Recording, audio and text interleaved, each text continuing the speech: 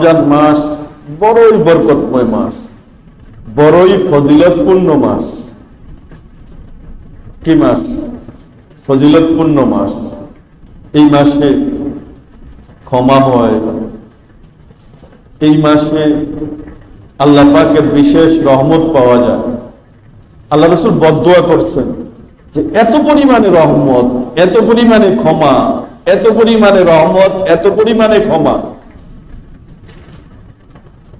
এই পরিবেশ পেয়েও যে, এই সুযোগ পেয়েও যে ক্ষমা প্রাপ্ত হইল না, ক্ষমা করাইতে পারলো না, সে ধ্বংস হয়ে যায়। জিবরাইল বদদুয়া করেছেন আলাইহিস সালাম, জিবরাইল আলাইহিস সালাম বদদুয়া করেছেন, রাসূল পাক সাল্লাল্লাহু আলাইহি সাল্লাম সাথে সাথে আমিন বলেছেন। এত পরিমাণে ক্ষমা, এত পরিমাণে রহমত, এত পরিমাণে নাজাত, এত পরিমাণে দোয়া কবুল হয়। পুরাটা রমজানেই দোয়া কবুল হয়, শুরু থেকে শেষ পর্যন্ত। বিশেষভাবে ইফতারের সময় দোয়া কবুল হয়। ইফতারের সময় রোজাদারের দোয়া আল্লাহ পাক ফিরিয়ে দেন না। এত এত সুযোগ থাকতে কেন আমি আমার প্রয়োজনগুলোকে আল্লাহ পাকের কাছ থেকে চেয়ে নেই না? কেন আমার জামাত ছুটে যায়? কেন আমার ফরজ নামাজ ছুটে যায় এই রমজানে? এই ফজরের নামাজ জামাতের সহিত আদায় করলে তো 27 গুণ বেশি সওয়াব পাওয়া যায়, 27 গুণ বেশি এইভাবে রমজানের বাহিরে। আর যদি এটা রমজানের ভিতরের ফজরের নামাজ হয়, কত গুণ? 27 70 দিয়ে গুণ দেন, এত গুণ। কেন আমার ছুটে যাবে? কেন আমার এশার জামাত ছুটে যাবে? কেন আমার আসরের জামাত ছুটে যাবে? কেন আমার মাগরিবের নামাজটাই ছুটে যাবে? এটা তো এমন একটা মাস, যে মাসে ফরজ, যে কোনো ফরজ আদায় করলে অন্য মাসে রমজানের বাইরে 70টা ফরজ আদায় করার সওয়াব। একটা নফল আদায় করলে একটা ফরজের সমান। আর একটা ফরজের দাম কত? গোটা দুনিয়া সকল নফল যদি এক পাল্লার মধ্যে রাখা হয়, আর একটা ফরজ যদি এক পাল্লার মধ্যে রাখা হয়, ফরজের পাল্লাটাই ভারী হবে। তো কেন আমি আল্লাহ পাকের কাছে দোয়া করছি না আমার দুনিয়াবী প্রয়োজনের জন্য? কেন আমি আখিরাতের প্রয়োজনগুলো আল্লাহ পাকের কাছে চাইতেছি না? কেন কবরের আযাব থেকে মুক্তি চাই না? কেন জাহান্নাম থেকে মুক্তি চাই না? কেন আল্লাহ পাকের কাছে আমার গুনাহগুলোর ক্ষমা চাই না? কেন জান্নাত চাই না? চিন্তা করা। এই মাস তো চলে যাবে, হইতে পারে ঘুরা আগামী বছর পর্যন্ত আমার হায়াত নাও পাইতে পারি। আমি তো মনে করি আমি এখন 30 বছরের জোয়ান, 40 বছরের মানুষ, আমার তো অর্ধেকও যায় না এখনো হায়াত, আগামী বছর করবো না। এটা বলার সুযোগ নেই, এটা শয়তানের ধোঁকা। তুমি 30 বছরের যুবক, তুমিও মারা যাইতে পারো আগামী রমজানের আগে। উনি 60 বছরের বৃদ্ধ, আগামী রমজান উনি পাইতে পারেন। হায়াত কার শেষ এটা কেউ জানে না। এই জন্য রমজানকে গনিমত মনে করে, এটা ওই উম্মতের জন্য বিশাল দান, বিশাল পাওয়া আল্লাহ পাকের পক্ষ থেকে। এই আমলগুলো সাধারণ যে অন্য মাসে যে আমলগুলো করি, এই আমলগুলো তো অবশ্যই রমজানে করবো বাড়ায় নেওয়ার জন্য, বাড়তি সওয়াব পাওয়ার জন্য, এবং সাথে অতিরিক্ত কিছু আমল বাড়াবো। অন্য মাসে যেগুলো করতাম না, এই মাসে বাড়াবো। এই মাসে কি করবো? বাড়ায়া দিব। আর বিশেষ করে যে 4টা আমলের কথা মনে আছে না, লা ইলাহা ইল্লাল্লাহু মুহাম্মাদুর রাসূলুল্লাহ, লা ইলাহা ইল্লাল্লাহু মুহাম্মাদুর রাসূলুল্লাহ, কালিমা তাইয়্যিবা বেশি বেশি, আস্তাগফিরুল্লাহ, আস্তাগফিরুল্লাহ বেশি বেশি, জান্নাত বেশি পরিমাণে চাওয়া, জাহান্নাম থেকে বেশি পরিমাণে মুক্তি চাওয়া, এই 4টা আমল খুব বেশি করতে হয়। রাসূল বলেছেন, আল্লাহ পাকের রাসূল বলেছেন। তো 4টা আমল বেশি করার সাথে সাথে অন্যান্য আমলগুলো করতে থাকা। তাইলে যে এই রমজানের যে একমাত্র উদ্দেশ্য, লাআল্লাকুম তাত্তাকুন, আল্লাহর ভয় আল্লাহ পাক দিয়ে দিবেন, তোমরা মুত্তাকি হয়ে যাবে।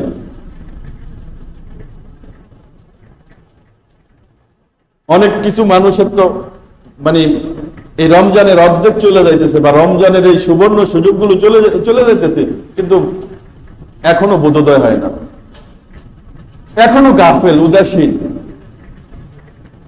আগামী বছর আরো পরে সময় আছে, এগুলো বইলা কাল ক্ষেপণ করা হইতেছে। আবার অনেকে আছে খুব বেশি আবেগী, যে রমজানে একটা ফরজ আদায় করলে যেহেতু 70টা ফরজ আদায় হয় বা 70টা ফরজের সমান, তো অনেকে আবেগের বশবর্তী হয়ে, এটা আসলে পাপ করার নিয়তে না, আবেগের বশবর্তী হয়ে অনেকে একটা পাপের মধ্যে জড়ায়া যায় রমজানের ফজিলত অর্জন করার জন্য। সেটা হলো কি, যে কারো উপর যাকাত ফরজ হয়, তো সে মনে করে রমজান মাসে যাকাত দিলে 1/70, রমজান মাসে যাকাত দিলে কি 1/70, তার উপর ফরজ হয়েছে আরো 3 মাস আগে, তার উপর ফরজ হয়েছে যাকাত কয় মাস আগে? 3 মাস আগে। সে 3 মাস লেট করছে যে রমজানের ফজিলত অর্জন করবে, তো এই সেই 3 মাস লাগাতার ফরজ তরক করার গুনাহ করবে। কারণ যাকাতের নিয়ম হলো, আজকে আপনি ধনী, আজকে আপনি কি হইলেন? ধনী হইলেন। আর যাকাতের হিসাবটা চন্দ্র মাসেই করতে হয়, এটা করা মুস্তাহাব, এটা নিয়ম, চন্দ্র মাসে করতে হয় যাকাতের হিসাবটা। তো চন্দ্র মাসে, সারা বছরে তো চন্দ্র মাসের তারিখ আছে, আছে না? চাঁদের বছর তো চলতেছে, ইংরেজি বাংলা এরকম চাঁদের বছর সারা বছরই আছে। তো যেই দিন মানুষটা ধনী হইল, কেউ যদি ধনী হইল, ধনী মানে কি, কেউ যদি 52 ভরি রূপার দাম অথবা 7.5 ভরি স্বর্ণের দামের পরিমাণ, হুবহু 52 ভরি রূপা কারো কাছে হাতে আসলো, অথবা 7.5 ভরি স্বর্ণ কারো হাতে আসলো, অথবা 52 ভরি রূপার দাম অথবা 7.5 ভরি স্বর্ণের দাম পরিমাণ নগদ অর্থ কারো হাতে আসলো, অথবা ব্যবসায়িক পণ্য এই পরিমাণ কারো হাতে আসলো, বুঝে আসছে? কারো হাতে যদি আসে, এই সে ধনী হয়ে গেল, বুঝে আসছে? আজকে যদি মহরমের 1 তারিখ হয়, বাস আজকের থেকে চাঁদের হিসাব শুরু হইতে হইতে আরবি শেষ মাস যেই দিন হবে, প্রথম মাস থেকে যেহেতু শুরু হয়েছে, একটা কথার কথা, বাস 12 নম্বর মাস যেদিন শেষ হবে, ওই দিনে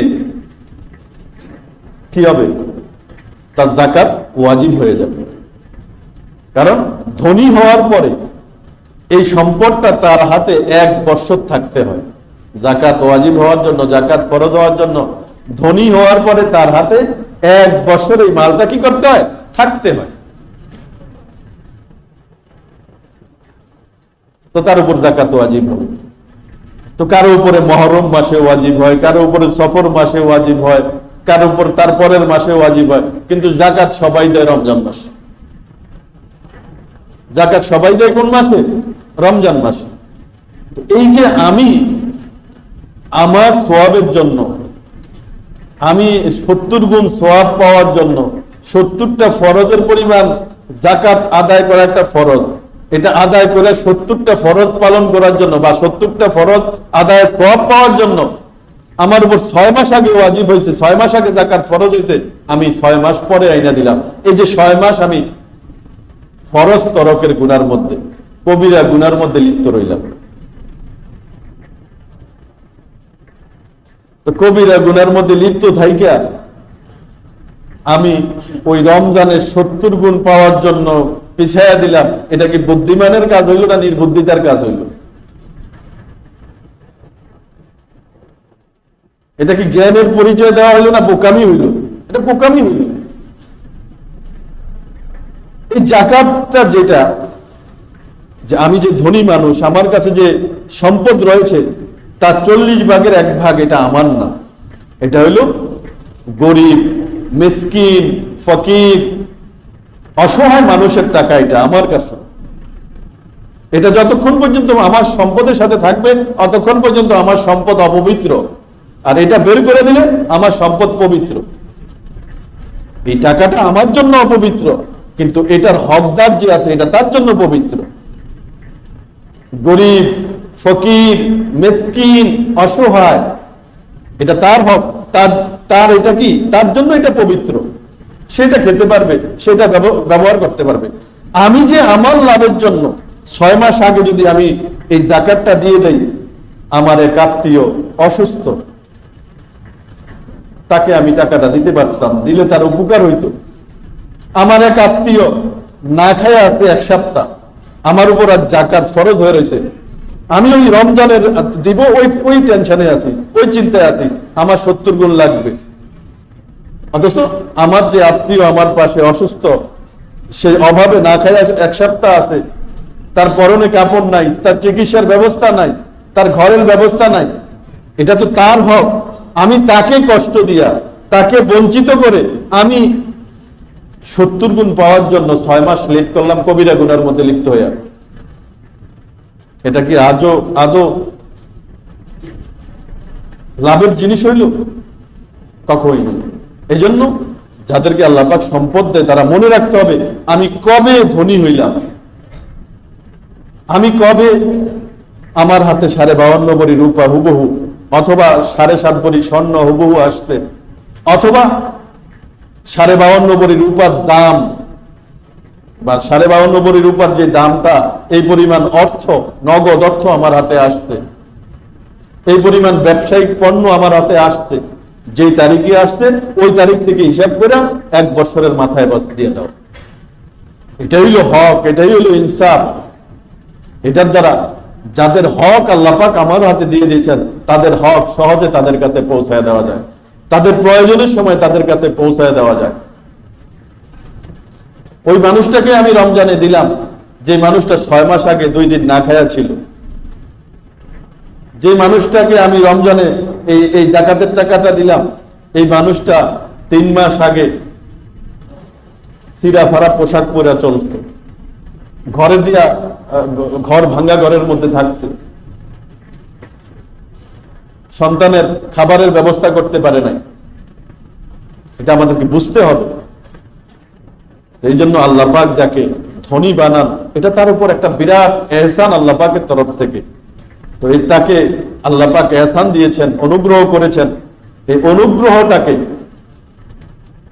ঠিক মতো আল্লাহ পাকের শুকরিয়া আদায় করা, এই অনুগ্রহের ঠিক মতো এটাকে এই সম্পদটাকে ব্যবহার করে আল্লাহ পাকের এই অনুগ্রহের শুকরিয়া আমাদেরকে কি করতে হবে? আদায় করতে হবে। যাকাতের মাধ্যমেই প্রথম আদায় করা, এরপরে আরো নফল খাত যেগুলো আছে সেগুলোতে কি করা? আদায় করা।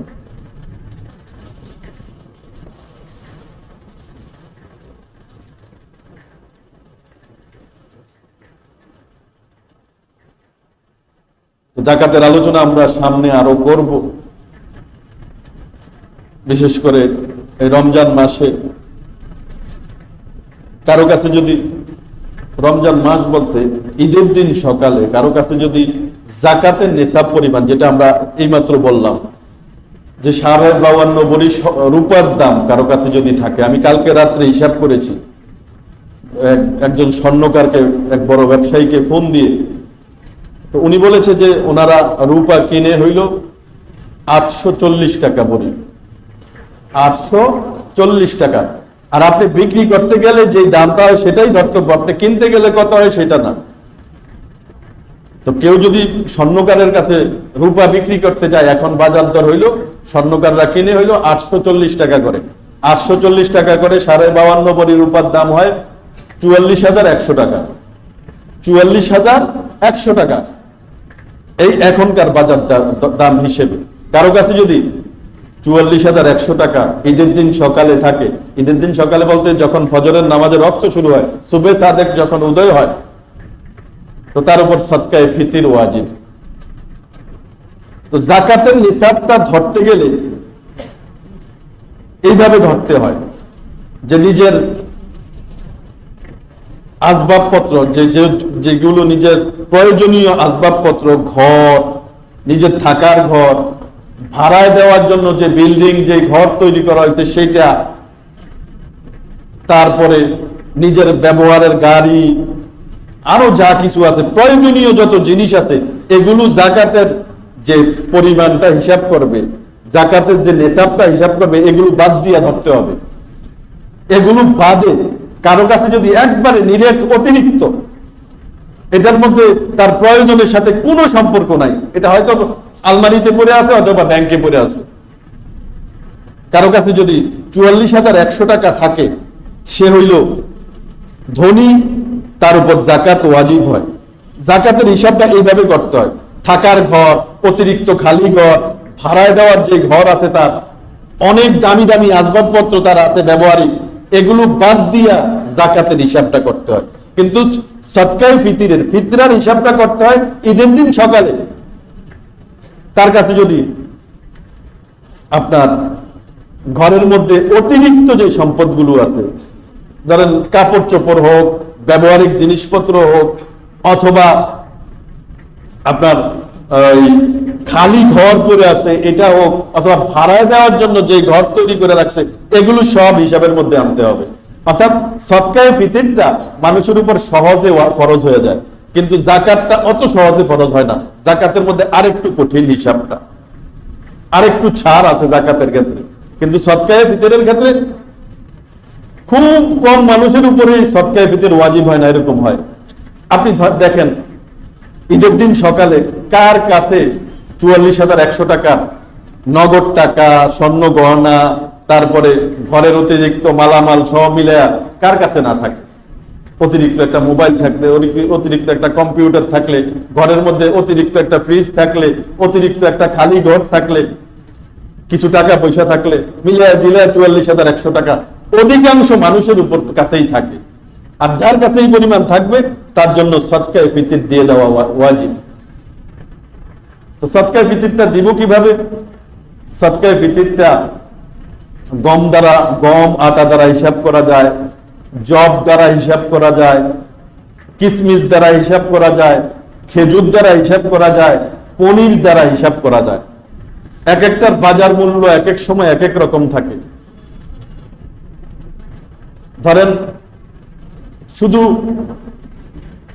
কি বলে এটাকে, গম আর আটা দিয়ে যদি দেওয়া হয় তাহলে 1 কেজি 650 গ্রাম, এটার দাম যা হয় বাজার দর। আর বাকি যে 4 প্রকার, পনির, জব, খেজুর, কিশমিশ, 3 কেজি 300 গ্রাম, এটার বাজার দর যায়। এই বছর, প্রতি বছরে আমাদের সরকার ইসলামী ফাউন্ডেশন থেকে একটা ঘোষণা করে দেয় দাম। এই বছর যেটা ঘোষণা করছে, গম আর আটা দিয়ে দিলে 110 টাকা, আর যদি জব দিয়ে দেওয়া হয় জব, তো সেটা হলো 530 টাকা। আর যদি কিশমিশ দিয়ে দেওয়া হয় তখন 1980 টাকা। আর যদি খেজুর দিয়ে দেওয়া হয় তাহলে 2310 টাকা।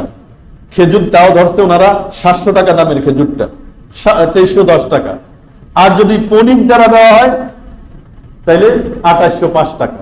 2800 কি 5 টাকা। তো যার যেই 110 টাকা দিয়ে দিলে আদায় হয়ে যাবে, কিন্তু আল্লাহ পাক যাকে যেই সামর্থ্য দিছে, যেই পরিমাণ দিছে, সেই পরিমাণ দ্বারা আদায় করবে। এটা হলো ধরেন সর্বনিম্ন 110 টাকা দায় সারা, কোন রকমে মুক্তি হইল। যদি যার সামর্থ্য আরো বেশি আছে, যে পনিরেরটা দ্বারা দিতে পারে 2805 টাকা, খেজুর 700 টাকা দরেরটা ওনারা দিচ্ছেন যে 2310 টাকা, 700 টাকা দরের খেজুর দ্বারা। খেজুরের দাম 2000-3000 পর্যন্ত কেজি আছে, ওইগুলো দ্বারা দিলে 10,000 টাকার উপরে হয়। তো আল্লাহ পাক যাকে সামর্থ্য দিছে যে আমি 2000 টাকা দামের খেজুর দ্বারা দিব, 3 কেজি 300 গ্রাম যা দাম হয়, আমি 2500 টাকা দামের খেজুরের দ্বারা দিব, আমি 3000 টাকা দামের খেজুরের দ্বারা দিব, এরকম ভাবে এটার মধ্যে কি হবে, নিজের দানের অবস্থাটা আল্লাহ পাকের কাছে প্রকাশ পাবে, নিজের নিয়ামত, আল্লাহ পাকের তরফ থেকে যে নিয়ামত পাচ্ছে, নিয়ামতের শুকরিয়াটা প্রকাশ পাবে। আর আল্লাহ পাকও কি হবে, খুশি হবে। একটা অল্প টাকার মালিক, সে 110 টাকা দিয়ে দেয়, আমি 1 কোটি টাকার মালিক, আমিও বাস 110 টাকা দিয়ে দিই। আমার গাড়ি বাড়ি আছে, আমার মেইন ফ্যাক্টরি আছে, আমার ব্যাংক ব্যালেন্স আছে, ওই যে এক বেটার কত 44,100 টাকার মালিক, সে 110 টাকা দিয়ে দেয়, আমিও 110 টাকা দিয়ে দিই। এখানে চিন্তা করার বিষয় ছিল, দুনিয়া সব বিষয়ে আমার বিষয়টা আলাদা হইতে হবে, আমার অবস্থাটা আলাদা হইতে হবে সবাই থেকে, ওখানে আসে, কিন্তু এখানেই চিন্তা আসে না। যে যত পরিমাণ টাকার মালিক, তার এই সদকায়ে ফিতরটা যাতে ওই পরিমাণে হয়, ওই মানের হয়। 110 টাকা 120 টাকা দিব আমি, আমার বাস আমার অবস্থানের থেকে একটু উপরে, আমি 500 টাকা দিয়ে দিব, আমি 1000 টাকা দিয়ে দিব, আমি 10,000 টাকা দিয়ে দিব, আমি 5,000 টাকা দিয়ে দিব। এইভাবে আল্লাহ পাক তৌফিক দান করেন। সদকায়ে ফিতরটা ওয়াজিব হইল নিজের সদকায়ে ফিতর দেওয়া, আর নিজের নাবালেগ অপ্রাপ্ত বয়স্ক সন্তানদের পক্ষ থেকে সদকায়ে ফিতর দেওয়া। এটা একজন গৃহকর্তার, একজন পরিবারের যে মেইন, তার দায়িত্ব নিজেরটা দেওয়া আর অপ্রাপ্ত বয়স্ক সন্তানেরটা দেওয়া। বাবা মায়েরটা দেওয়া বা প্রাপ্ত বয়স্ক সন্তানেরটা দেওয়া, স্ত্রীরটা দেওয়া, এটা জরুরি না। কিন্তু 51 ফ্যামিলি হইলে সবাই তরফ থেকে দিয়ে দেওয়া, এটার মধ্যে কল্যাণ আছে, এটা মুস্তাহাব, এটা ভালো, এটা দেখতে সুন্দর। বাকি একটা হলো দায়িত্ব, কর্তব্য, আর একটা হলো দেখতে সুন্দর, সুন্দর ভালো। আল্লাহ পাক আমাদেরকে তৌফিক দান করেন। রমজান মাস, যাকাতের পয়সা, যাকাতের টাকা, সদকায়ে ফিতর উপযুক্ত জায়গায় দান করবেন আপনারা। বিশেষ করে সর্বোত্তম হইল যারা ইলমে দ্বীনের লাইনে আছে, যারা ইলমে দ্বীনের খেদমত করে, পড়ে, পড়ায়, তারা যদি এই মানের হয়, গরিব হয়, তাদেরকে দেওয়া সবচাইতে বেশি উত্তম।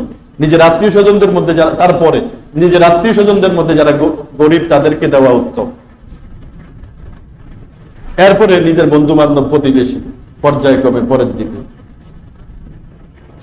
তো যে ইলমে দ্বীনের সাথে যারা সম্পৃক্ত, তারা যদি গরিব হয়, দেখা দেখা তাদেরকে দেওয়া বেশি উত্তম।